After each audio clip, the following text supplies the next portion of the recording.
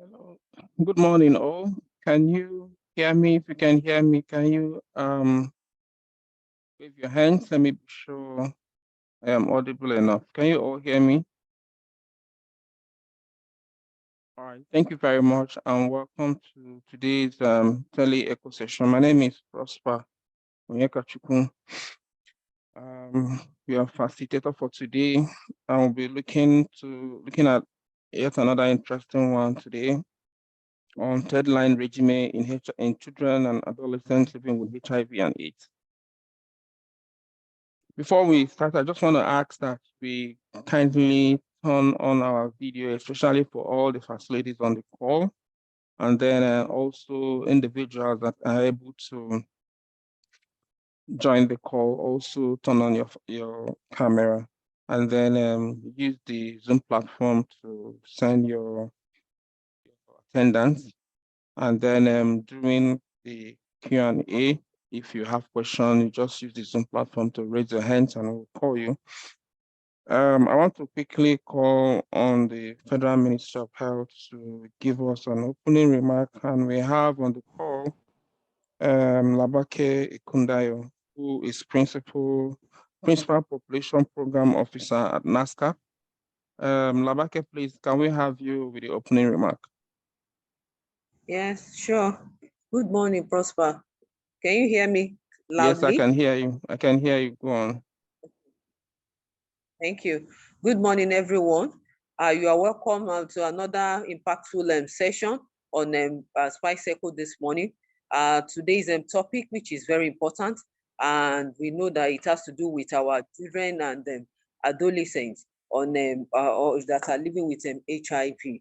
And I would like to appreciate Prof. Stephen Ogushe for coming on board this morning to give us an elaborate presentation on this topic. Sir, you are highly welcome, and to all other participants from all our facilities, you are all welcome this morning, and also to all IPs on the call, we welcome you this morning, and to Five Street team, you are welcome.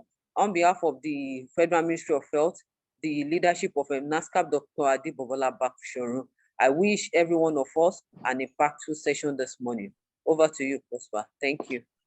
Thank you very much, Labake, and thanks to NASCAP for all your support and guidance.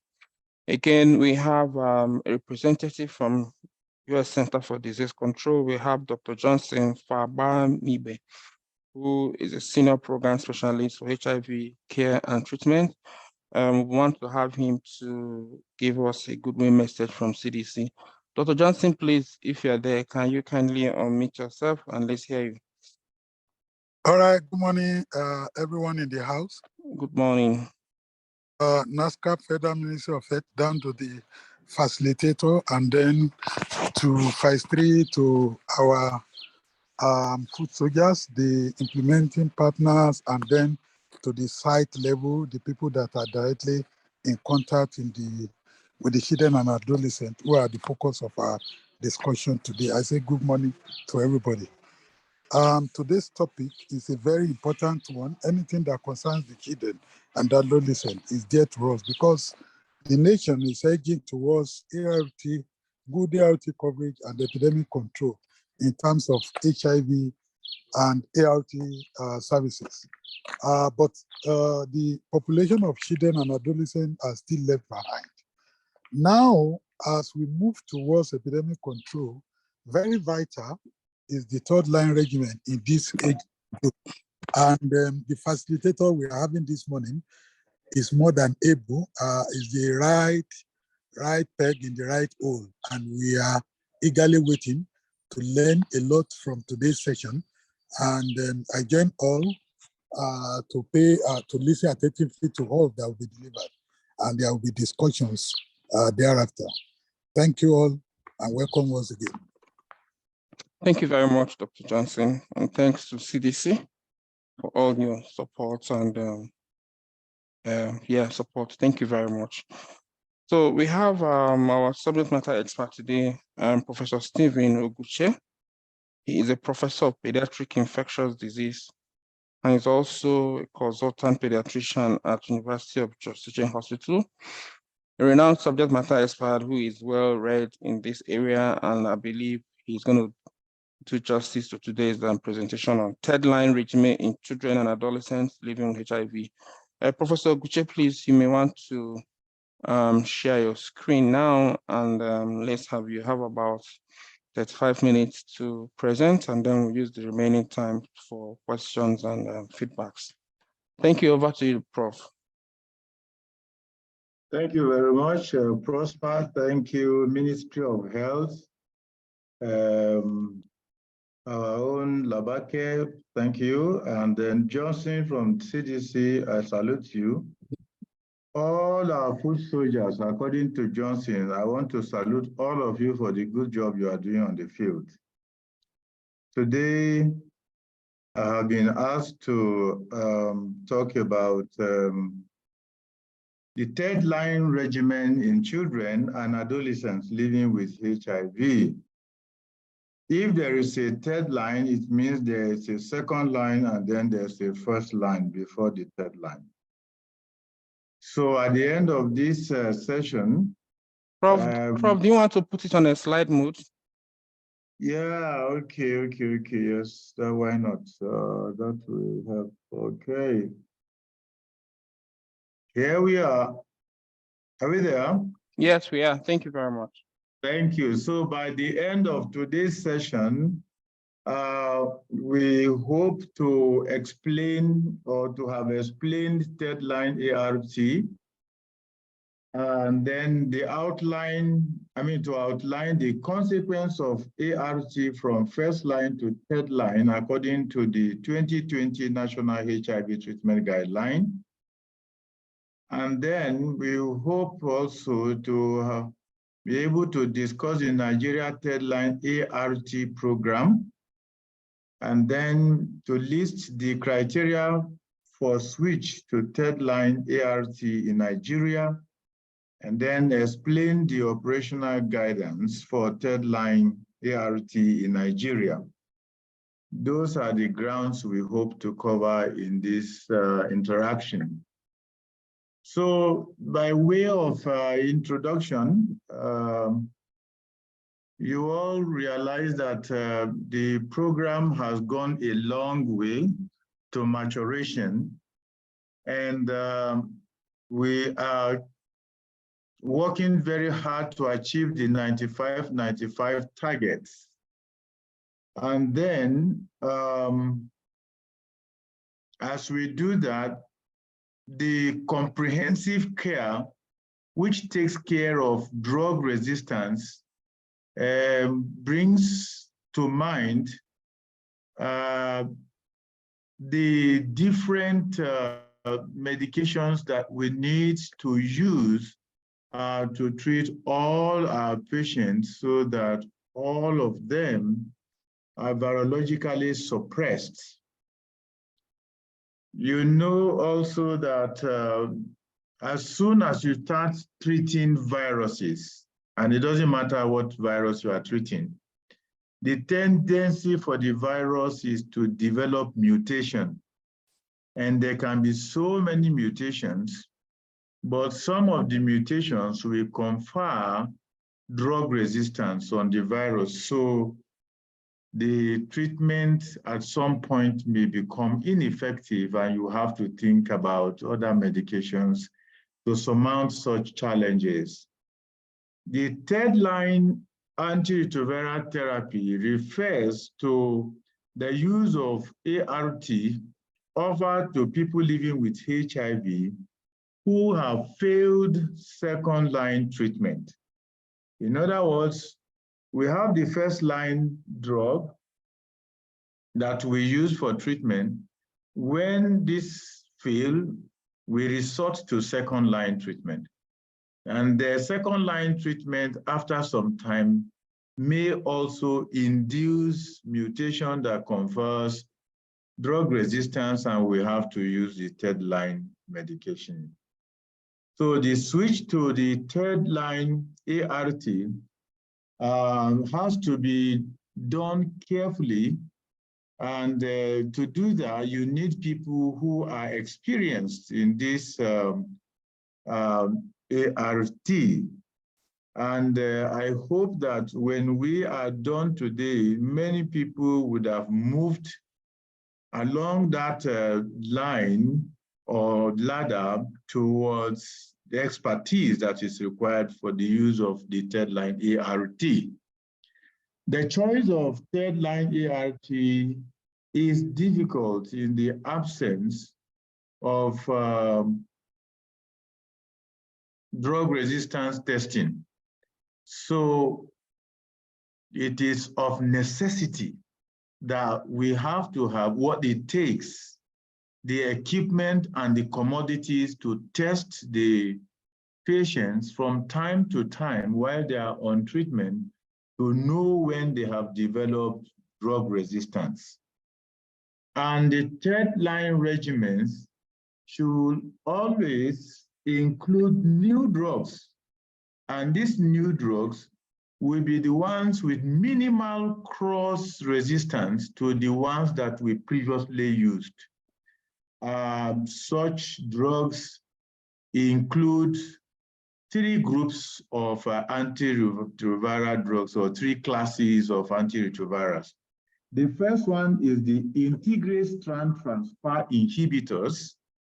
That's what INSTIS mean. And then the second group are the non-nucleoside reverse transcriptase inhibitors. And the third group are the protease inhibitors, the so-called PIs. These agents have been shown to be effective in the treatment of drug-experienced patients in trial settings and have been approved for use in clinical settings like we are doing. Now, there are reasons for treatment failure, and the common ones are attributable to, the first is poor adherence. And you all know that poor adherence can result from so many sources. And the children are prone to poor adherence because the category of individuals who are looking at, the first category, the children, are those ones who don't till the ground or farm, neither do they harvest. So they need somebody to take care of them. And if that person is not there, poor adherence can result. The second group are the very active group we call the adolescents. These are individuals between 10 years and less than 18 years. And so these young fellows, as you know, are in school. Some of them are in boarding houses, and getting them to take their medication may not be as straight as you will find in the adults. Now, secondly, if there is any reason for treatment interruption, and treatment interruption can result from so many causes. One, if you have drug-drug interaction, if you have severe side effects, or an individual also decide to stop medication, or caregivers are not there, so treatment can be interrupted as a result of these scenarios. Then, of course, if you have comorbidities, some other conditions, disease conditions that may warrant suspending, or consciously or unconsciously, the antiretroviral drugs may result in treatment failure. I've mentioned drug-drug interaction, and then if the patients or caregivers use suboptimal regimens for the treatment of these children and adolescents, we will also memorize treatment failure. So, because treatment failure at some point is inevitable, we have to look at the national guidelines. So when it happens, what do we do? What we do according to national guidelines is switch ART.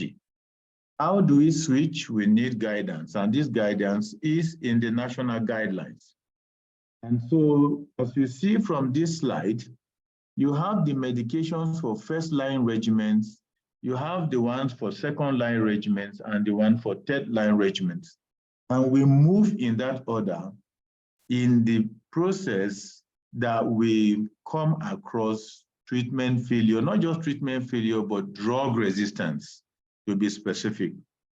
And so for adolescents, as you can see, we are using currently for adults and adolescents, DTG-based regimen. And the alternative to that is a TDF regimen. So you have TLD and the alternative.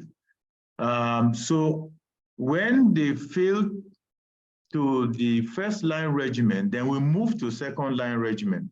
And as you can see on the second line regimen, there are new medications, new drugs.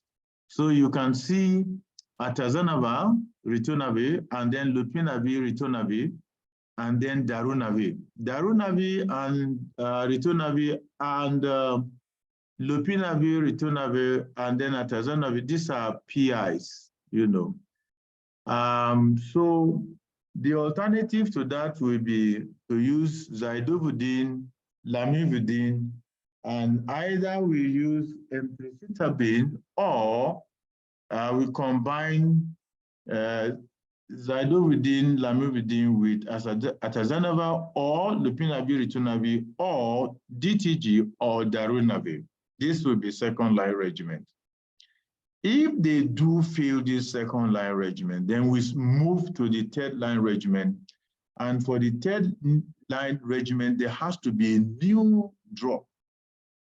And the new drug in the list that we have there in red is entravirine. Entravirine is the new drug that is added to the backbones containing DTG and lamivudine in the treatment of second-line failure. Now, for children and infants, it can even be more complicated and complex, which is why in one of our slides, the instruction or caution is, look, for third-line management of our clients, we rely on experts, you know, because of the complexity, you know, of these regimens and how they are to be given. So we move from abacavir-based regimen to zidovudine regimen with lopinavir, ritonavir, or atazanavir for children and infants as second line. Or we add to the backbone darunavir for children who are older than 3 years. All right. The alternative to that on the second line will be a DTG containing regimen with AZT and lamivudine, again for children who are greater than 20 kg body weight. Another alternative is to add ratiagravir to the medication. Now, all of this will be the drugs that we use appropriately for the class of first line that is failed. If abacavir, lamivudine, and efavirenz is used as first line and there's a failure, the second line contains new drugs. And what is the new drug in the second line here? DTG. DTG is new to that regimen. Now, if all of these for children and infants fail, we move to a third line. And the third line must contain an integrase. Remember our integrase transfer inhibitors. Now, this group, this class of antiretroviral drugs, the way they act is they stop or prevent the virus from introducing or integrating its genetic material into the host DNA. That is where the blockade comes. And that's where raltegravir, not raltegravir, but what do you call it? Yes. So that's where raltegravir works, and that is the integrase. And this is in addition to DTG, darunavir, abacavir, or zidovudine. So this is how we move. This is how the switch is done. But let us look at what the Federal Ministry of Health is telling us to do in the program. Now, the ministry commenced the third line ART program by training and bringing on board group of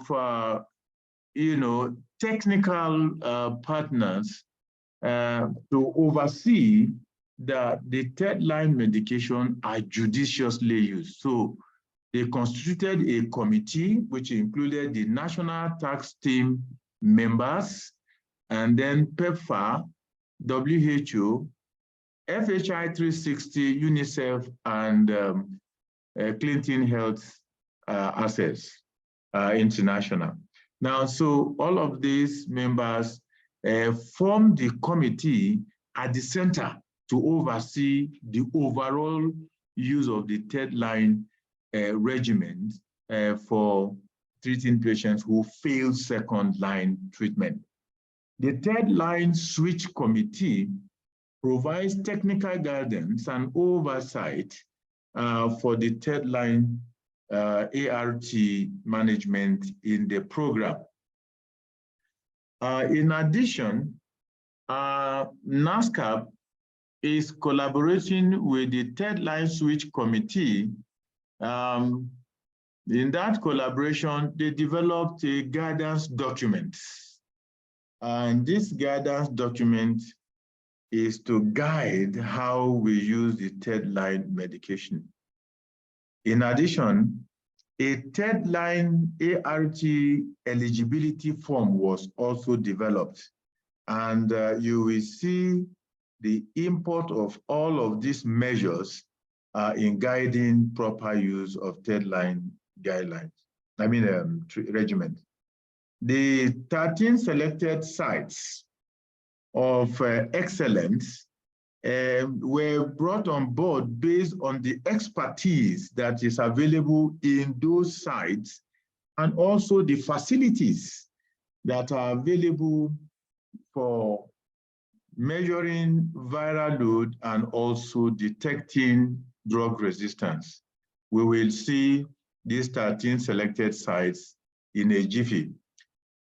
Let's look at the brief overview of the new drugs in the third line regimen according to their classes.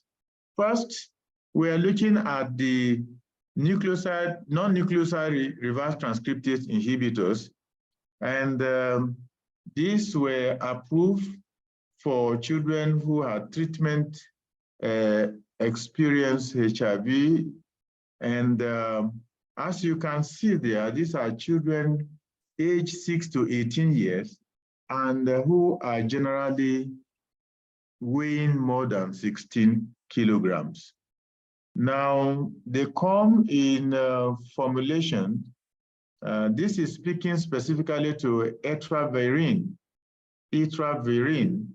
and the formulation comes in 25 milligrams, 100 milligrams, and 200 milligrams. It's well tolerated, but it may induce skin rashes as side effect. That's the main side effect. And it should not be co-administered with rifampicin because of drug-drug interaction. Now, etravirine, as you can see here, this is the dosage regimen. So you can see from 6 to 18 years, as the weights vary according to age, so also the doses change. and the number of tablets you have to give also have to change. Now, we encourage that when you use these documents, you should have them like job aids, and you refer to them each time you are making prescription. Don't make prescription off head or on the basis I used to know it. I think it's advisable that we have this job aids in front of us so we select appropriately. Now, the second medication here is darunavir. And darunavir is a non-peptide protease inhibitor. It binds rapidly to protease and dissociates slowly. It has 2 times high binding to sites than other PIs, and is potent against PI-resistant strains. So this is why this is selected for third line. You can see that it is superior. If it can be used where other PIs failed, it means that the cross-resistance in this class, especially against darunavir, is not, readily happening, and that's a good reason for using it. Darunavir is used mainly for third line and is not recommended for children less than 3 years of age due to neurotoxicity that was found in animal studies. It must be boosted with ritonavir, all right? And it has fewer lipid abnormalities associated with it compared with the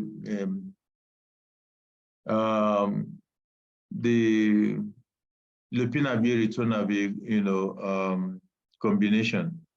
And you have to note that this dog has the propensity for predisposing to hepatitis among children who previously had some liver abnormalities. So we have to note that. Again, it is not compatible with rifampicin. And so if you are treating a patient who is co-infected with tuberculosis, you got to note this, highlight. One good thing about darunavir is the fact that it has low side effect profile. So again, here is a job aid that we can consult when we want to prescribe according to weight, and these job aids must be available in our clinic settings. So we have for children who are older than 3 years but less than 12 years, and those children who are older than 12 years, we have different job aids to look at. Now let's look at the integrase group of or class of drugs we use in the third line regimen. First, raltegravir. Raltegravir is available, and in fact, the 2 of the several integrase inhibitors we have in the country consist of raltegravir and dolutegravir. For your information, there are other integrase inhibitors. They include bictegravir, elvitegravir, and cabotegravir. These are other integrase inhibitors, but those ones, I'm not sure they are available as part of our antiretroviral drug access. But what we do have is raltegravir and dolutegravir. We'll talk about them. So beginning with raltegravir, as you can see, this is inferior to dolutegravir, and what that means is if you have to choose between the 2, of course, you choose the better of the 2. Beware of drug resistance, because if you misuse raltegravir, there can be cross reaction and cross resistance with DTG. So these medicines must be used rationally. The pellets may be available in the country, which means it is either available now or the program will procure it. Now, so let's look at the criteria for switching to third-line ART. So who should we switch? Patients should be confirmed to have failed the first-line and second-line ART regimens. How do we confirm that? Confirmation is done. First, you do viral load, and the viral load has to be more than 1,000 copies per ml after at least 6 months of an effective second-line antiretroviral regimen. Effective second-line means that patient must have undergone adherence assessment and followed by 3 months of documented enhanced adherence counseling. The enhanced adherence counseling must assess and optimize adherence and rule out any significant drug-drug interactions.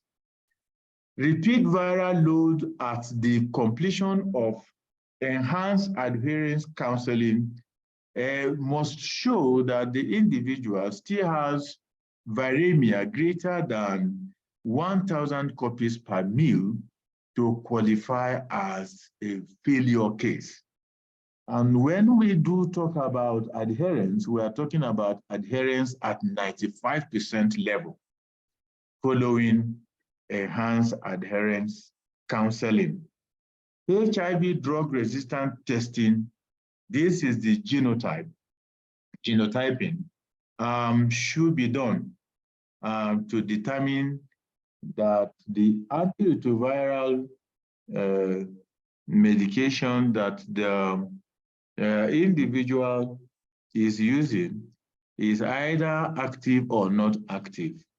And when it is not active, is not effective, then we are confirming that the individual has failed second line in addition to first line and will be eligible for third line.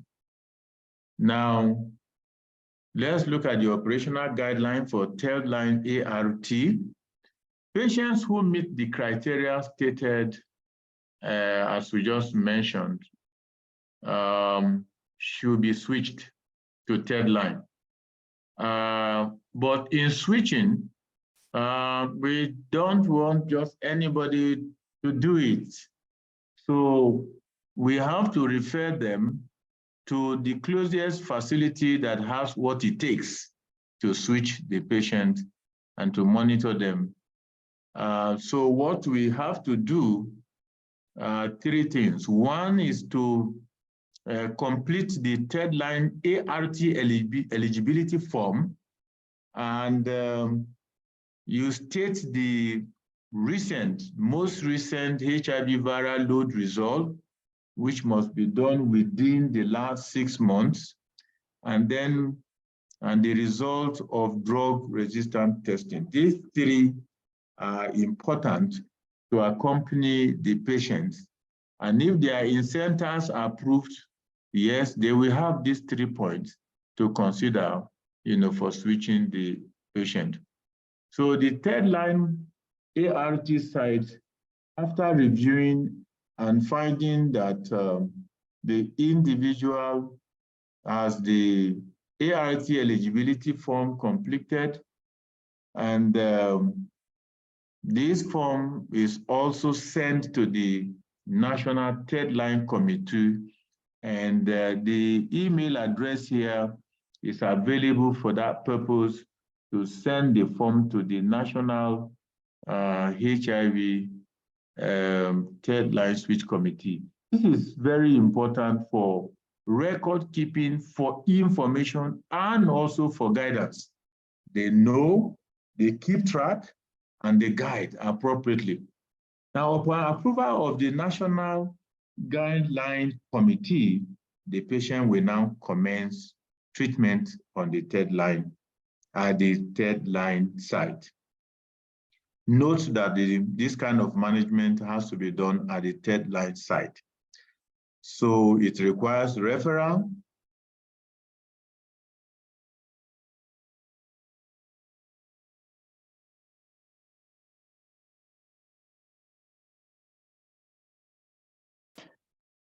Hello, Prof. We can't hear you again. Are you still there?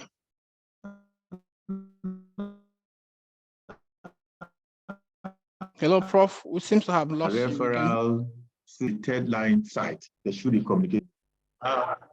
Yes. So are you hearing me now? Hello? Yes, we can. Hello? We can hear you now. We can hear you now. Thank you very much.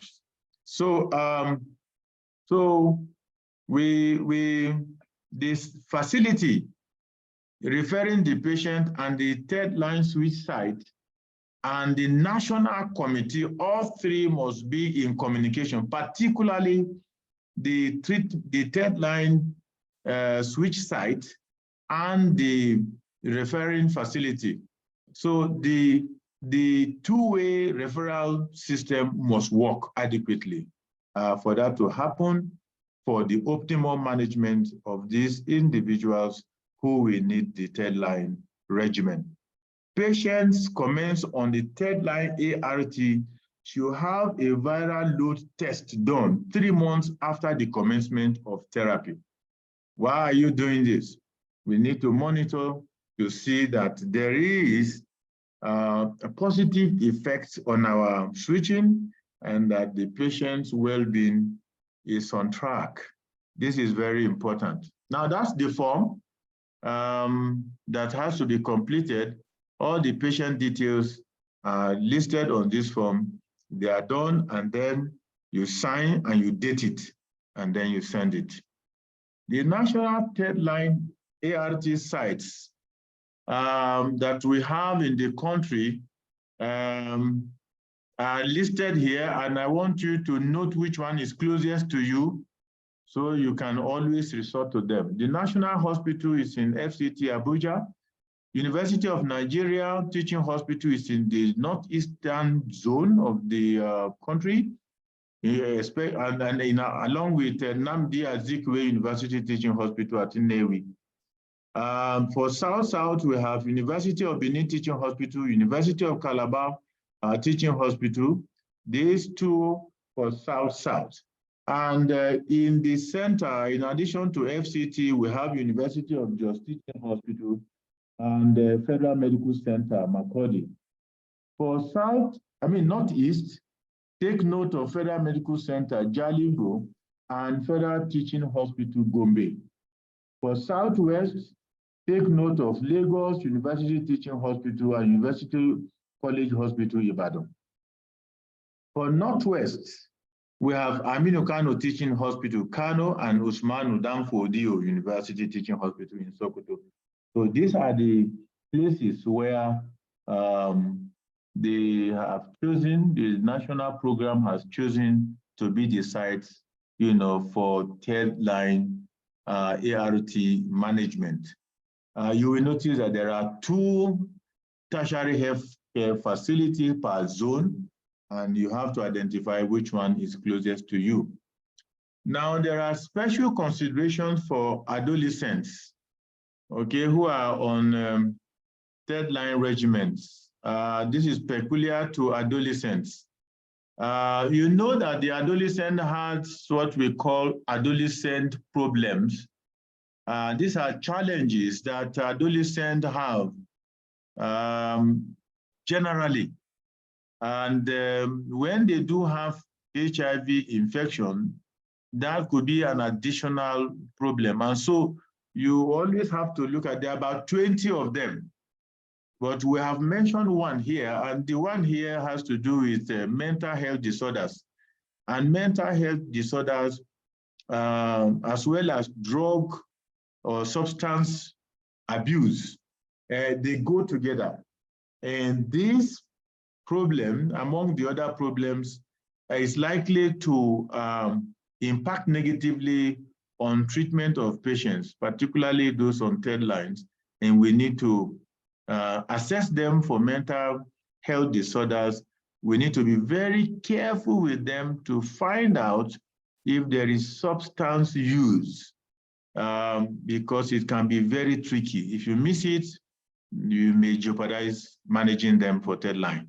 The second very important aspect of the adolescent here, and this is extremely important, is pregnancy. So there are many things around pregnancy that you have to think about. Do they have intention to get pregnant?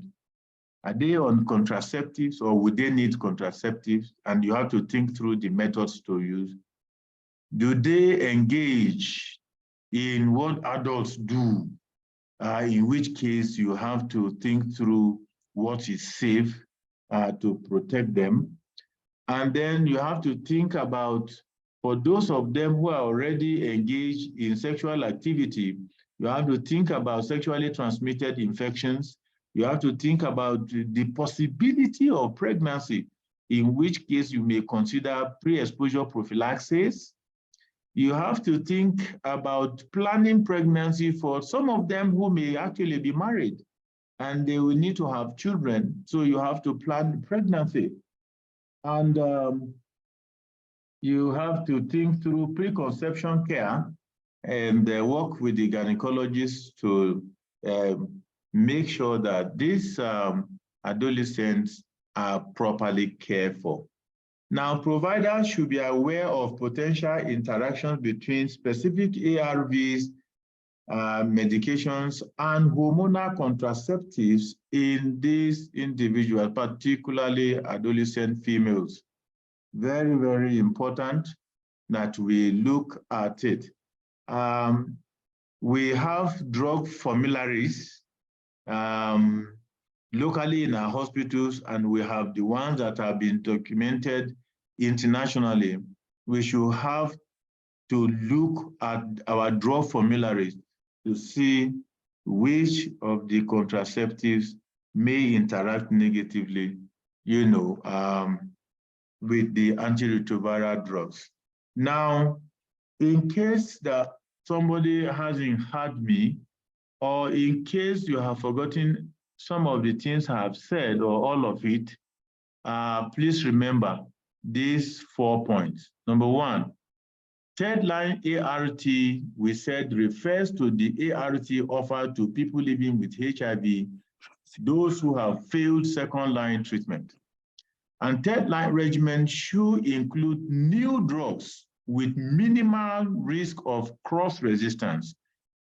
This we have explained, and those new drugs happen to be in the classes of integrated transfer inhibitors, non-nucleoside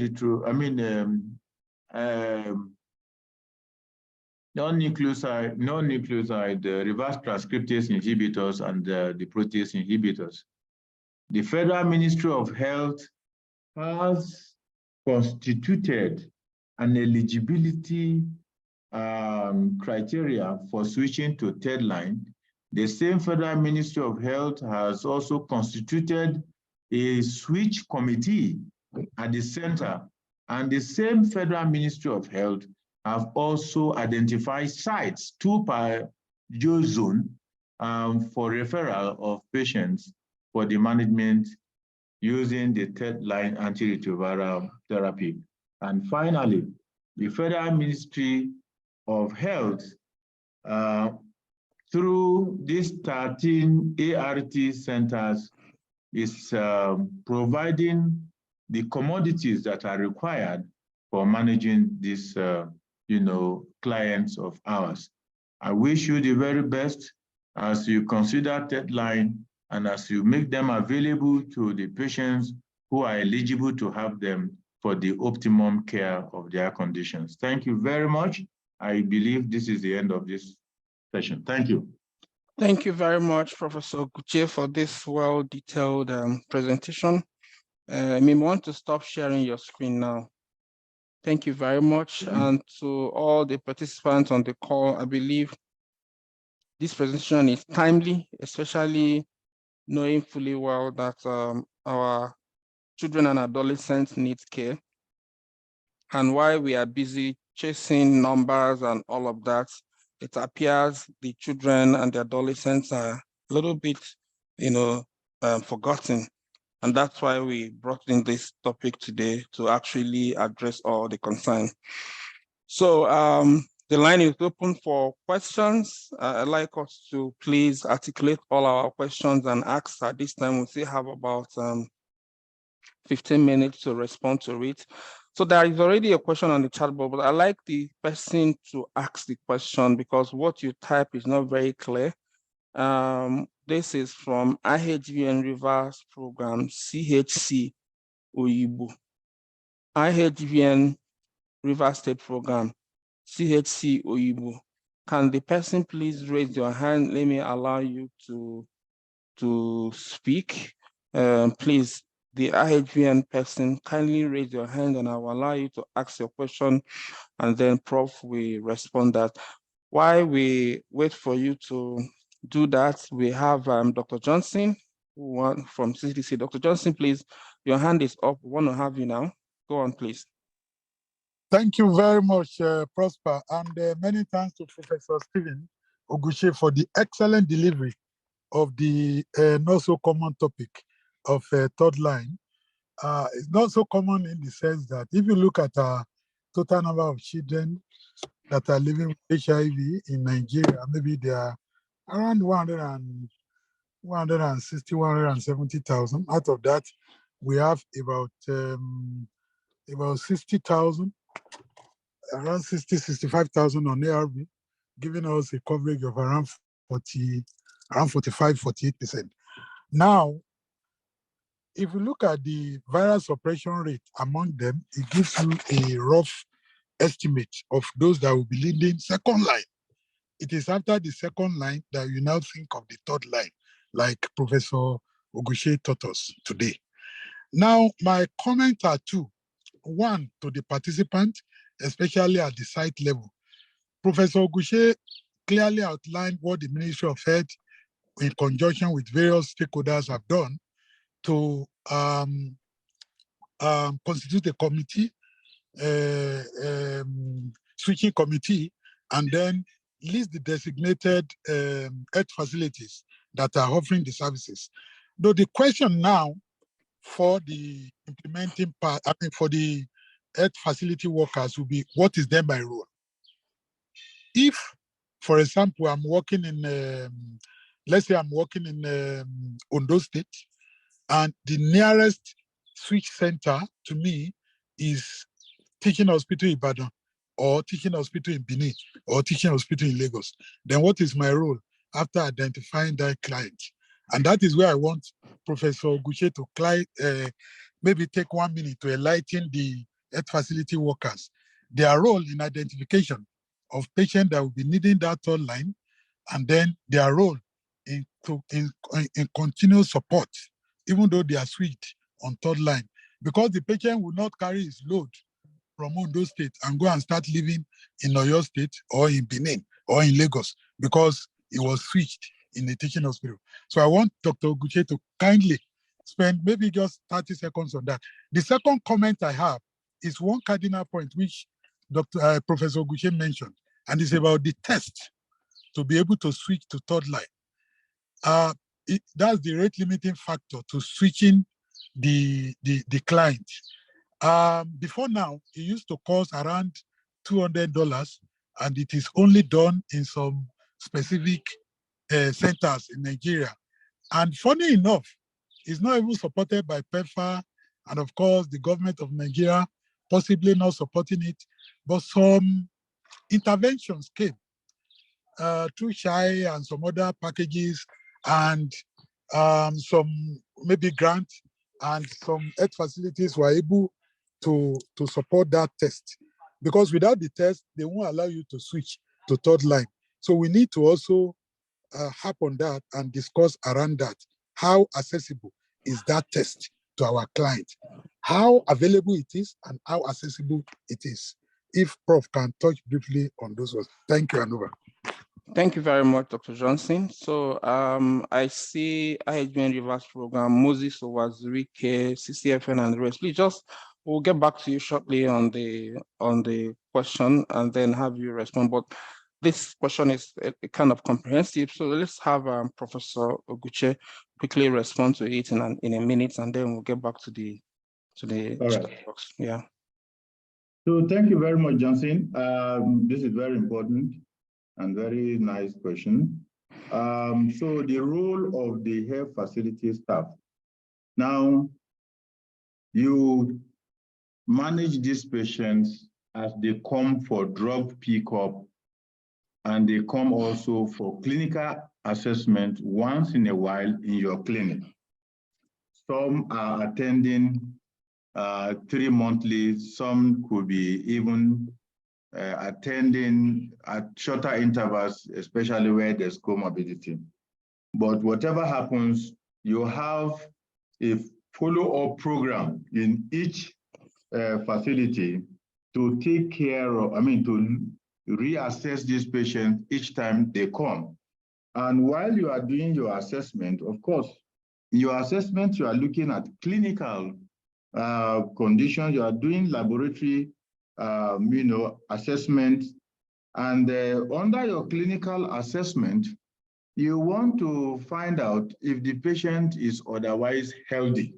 If the patient is otherwise healthy, of course, you give them appointment again and they go. But for patients who are clinically ill, let's think about patients who develop new OIs, for instance. Those patients who develop OIs, those are clinical grounds that should mandate the health facility worker to request for laboratory testing. You are testing the patient so that you get to the bottom of the diagnosis of OI. That's number one. Number two, you are also re-evaluating their virological status. So you have to look at their viral load at that point. So it is when you do this that you are able to pick those who have viral loads greater than 1,000 copies per mil. Once you have that, and you have assured yourself that these patients' adherence is optimum, and optimum means 95% adherence to medication, this is likely to be a candidate for drug resistance. The next thing, of course, is you are going to request for either genotypic or phenotypic testing. In other words, you want to look for drug resistance. And in doing that, the obstacles, Johnson already mentioned some of them, but let's look at them as challenges today. The challenge of cost for that test. And at this point, this patient ought to be referred to the center that is identified for third-line drug management. Once it's at the center, those center staff know what to do. They know the labs to send the samples for testing for drug resistance. And once they have confirmed that there's drug resistance to second-line antiretroviral drug, they fill the forms that must go to Ministry of Health. They make the necessary contact with the Central Switch Committee and then get the nod to go ahead and treat the patient. So we have to follow it sequence by sequence. So the referring facility has the first job to do of evaluating the patient clinically and doing the laboratory diagnosis before moving to the next level, where at the sites selected for third-line management. And at the those sites, the staff know what to do for this patient. They know which laboratory to send the samples, and they are also in contact with the Central Switch Committee to get the necessary approval and what it takes to commence the patient on treatment. When you talk about cost, yes, it is true. We used to send our patients previously to NIMA for this test. And the test was so many thousands of naira. Some were able to afford it, some were not. But at some point, we had a donation program. But I don't know, the Ministry of Health can talk to that donation program. But whatever happens, for every patient, give that patient a chance. Go through the level that we have mentioned, all the levels. Whether the patient can have it, has the money or not, go through the levels and look for help for the patient so that the patient gets optimum care. Thank you very much. Well, thank you very much, Prof, for that response. We still have many hands up. I'm going to get to Moses Wazwike. So we'll take the questions and have you respond, and then we'll be out of here. So, Prof, you may want to be taking down the questions. Moses Wazwike, can you please ask your question in 30 seconds? Thank you, Prof, and all the supervisors and all the experts on the call. I learned a lot from the presentation by the able Prof, but I have few comments. DRTB is getting very common. That drug-resistant tuberculosis is getting very common in the country. I wish there could be proper documentation as per what should be done, especially we know that some of these drugs are not very compatible with rifamycin, which is rifabutin and rifampicin are two key parts. So I want to know, like in the case of rifampicin, when somebody is on first-line TB drug and they have to be on second-line drug with boosted lopinavir, with ritonavir, we know that the dose could be doubled. But in the case of drug-resistant tuberculosis, where we have so many drugs like ibedaquilin and the rest of them, can we have something properly well documented for such cases so that it won't be just something that we won't have well articulated in the guideline? Thank you, and over. Thank you very much, Moses, for that. So we have 5 more questions. Please, if I enable you, I'll just want to plead that you kindly go straight to the question. We're already out of time. So we have CCFN Abia. CCFN Abia, can you unmute yourself and ask your question? CCFN Abia.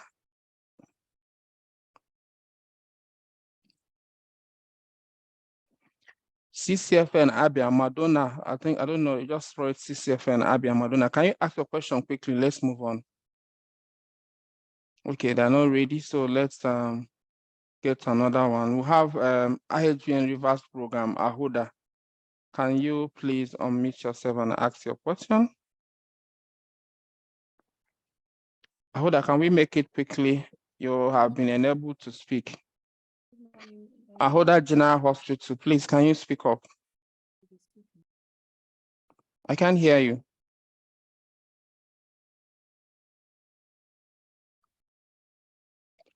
Ahoda General Hospital, I can't hear you. Are you speaking? All right, let's move on to Stephanus. Stephanus Usman, all right, please. Good morning, all. Good morning, all. Quick one, please. Prof, thank you for that wonderful lecture on the third line. My comment is really on the availability of the third line regimen. For the adults, I know that from the middle of last year, 2022, the ritonavir that is supposed to boost the darunavir was out of stock, and patients were advised to be purchasing before the GON will purchase. So, but even the darunavir itself that was available expired in April this year, and nothing is being said about maybe resupply for these patients. We know that the third line regimen is like the last the last line of action. So I don't know what is being done for the committee, that's the national committee on that, on the third line. I don't know what is being done to ensure availability of the ARVs. Thank you. Thank you very much. Why will allow Professor Okuche to respond? I hope, Dr. Itifanus, I hope your supported IP is aware of that. Just to add, then I will have him respond. So we have APIN Benue State. I think that is that should be St. Gregory Hospital. Can you quickly ask your question, please? APIN Benue State, St. Gregory Hospital. Okay, if you are not there, we'll move on. Let's have General Hospital Boni, IHU in River State. General Hospital Boni, can you quickly ask your question? Good morning, everyone. Good morning. Please, straight to the point. Okay. I want to know, there is some maybe children that maybe their weight is 24 kg.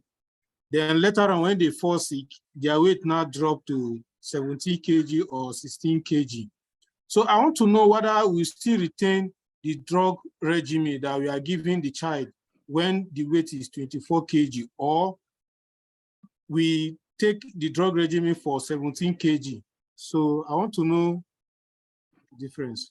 All right, thank you very much for that. Then a final opportunity to IHU in River State program, Ahuda General Hospital. You've been just enabled again. Are you ready to speak? My question is for someone who is on first line regimen and then was later switched to second line, if that person in question does well, excellently in second line, is there a possibility for that person to be transitioned back or switch back to first line? Thank you. All right, thank you very much. That will be all from the Zoom. So let me just read one or two questions from the chat box. I'm afraid we may just take a little bit of your time.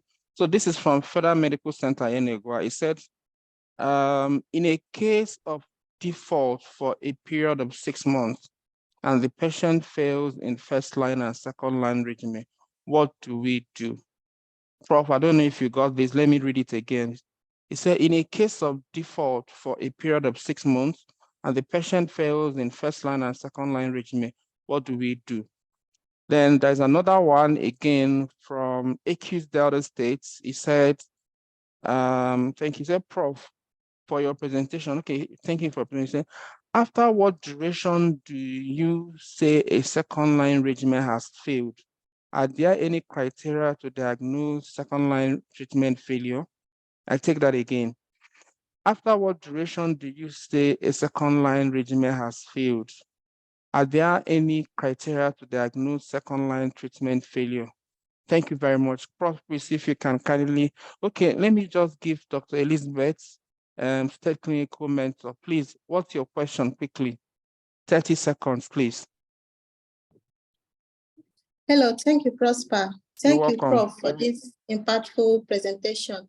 Please, I'm interested to know, after doing drug-resistant testing, at what time, as in if you still see some of the medication are still potent, do you still go ahead and change to third line, or do you switch? And another thing is the number, those sites, is it possible to get some of their numbers so that we can easily reach them whenever we want to change? Thank you. All right, thank you, Prof. Please, you just have maybe summarize everything in 5 minutes or less so that we can leave here. Thank you very much, Prof. All right, so thank you. So let's go back to Moses. Moses, your point is noted. So for DTB, that is the patients who have resistance to anti-TBs, multi-drug resistant, that is MTB rather. We have to communicate to the central committee and the task team, all those who are involved in the guidelines that was written, so we can clearly give guidance on how to select the medications. So that's what has to happen. A holder says the patient is on first line, he failed, then they give second line, and then he failed. Okay, so I want you to know there is something called transmitted drug resistance. So some patients may actually have the transmission of a virus that is already resistant to second line drug. All right, that can happen. And all you need to do is follow what we have just said, step by step, to confirm that the person is failed second line. And if that is the case, you move to the third line after you receive the approval from the central committee. Then Stephanos, you asked a question about, no, it was actually a comment, so we don't need to bother about that. Now, somebody asked from Rivers State, the patient at the beginning of treatment was 24 kg, and then for some reasons, known or unknown, the weight dropped to, let's say, 17 kg or 16 kg. Well, for whatever reasons, that is why we have the job aid. The medication is given according to weight. So all you just need to do is adjust according to his new weight. As it comes, your follow-up. And as you are following up, you are tracking the weight. Now, that is one of the things that make treating children a bit complex. We have to keep monitoring their weight because weight changes. The weight can change upwards or downwards. And whichever one you have, you adjust according to weight. Yenegua, the patient you said has defaulted. So I think I've just with that. No. There is a patient who defaulted and is coming back and is failing second line.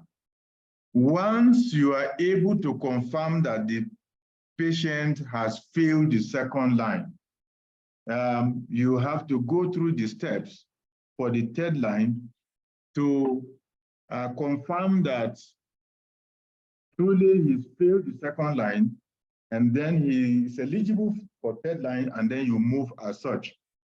But remember that we must go through the steps so that we don't assume that they have failed second line. That's why we talked about enhanced adherence counseling, all right, and then repeating the viral load. And if it persistently remains above 1,000, we think they would have failed, and then you do a drug-resistant testing. The drug-resistant testing will indicate how to move forward. So that drug-resistant testing must be done, and based on the results, you treat accordingly. Now, somebody is asking about the duration of treatment before failure. Now, our emphasis is not on duration of treatment. Our emphasis is on proving that the individual has drug-resistant test that shows conclusively that he has failed first line or second line. Once that happens, then the person is eligible for third line. And the last question has to do with medication that you give to an individual, and the individual is showing from his test of viral load that he's responding and that the treatment is effective. If it is effective, you don't need to switch. It is when there is treatment failure, then you go on to do drug-resistant testing. And if the testing confirms that he has failed and that there is drug resistance, then you will switch. So our reason, one of the most important reason for switching is your drug-resistant testing. Don't forget it. You really want to do drug-resistant testing and you have to follow through counseling. And after counseling, you are repeating viral load and it's still high, then you do your drug resistant testing. It is after that confirms that he has become drug resistant that you will switch to third line immunotherapy. Thank you very much. Wow, thank you very much, Prof, for the amazing time and the detailed explanations and narrative you've given to all the questions. Thank you very much. At this point, we have actually gone beyond our stipulated time by 11 minutes. I'd like to call on Dr. Johnson from CDC for a final word just in 1 minute. Dr. Johnson, if you are still there, can we have a final word from CDC? All right, thank you very much, Prosper. Thank you, Ministry of Health, and many thanks for Professor Stephen Oguche for the excellent delivery of the day's topic. And to all the participants, our partners, and our health facility workers, we appreciate you, your time, and the commitment to continue to drive the process, to support the implementation, and to continue to make things work for our clients and the Federal Republic of Nigeria. And for us from PEPFAR, we'll continue to support the process all the way. Thank you very much, and bye for now. See you next week. Thank you very much. And then we want to take a closing remark from the Federal Ministry of Health. Still standing by, we have Omolabake Ikundayo. Please, can we have you? Okay, thank you, Prosper. Thank you, everyone. And also, I would like to appreciate Prof. Prof, thank you for this well expatiated and straightforward presentation on this very important topic. Really appreciate you for your excellent delivery all the time. And also, I would like to thank you for being on the call this morning. And also, ask questions. We are really appreciate possibilities, and I believe that we've learned a lot on how to handle the third line regimen for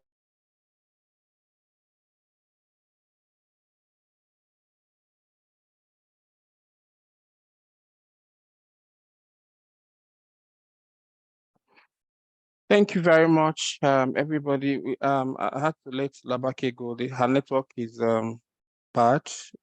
Thank you very much. And from all of us here at 5-3, want to say thank you very much. We look forward to having you again next week, where we'll be looking at yet another interesting one. And please do make use of the recordings and the link we usually share, where we'll have all the archived presentations. You can make reference to all the parts we have done. And please, if you have other concern questions, please do feel free to send us a mail. We can always respond to those questions or link you to the subject matter expert that will explain every other gray areas. Thank you all, and see you again next week. Bye for now from all of us here. Thank you. Bye-bye.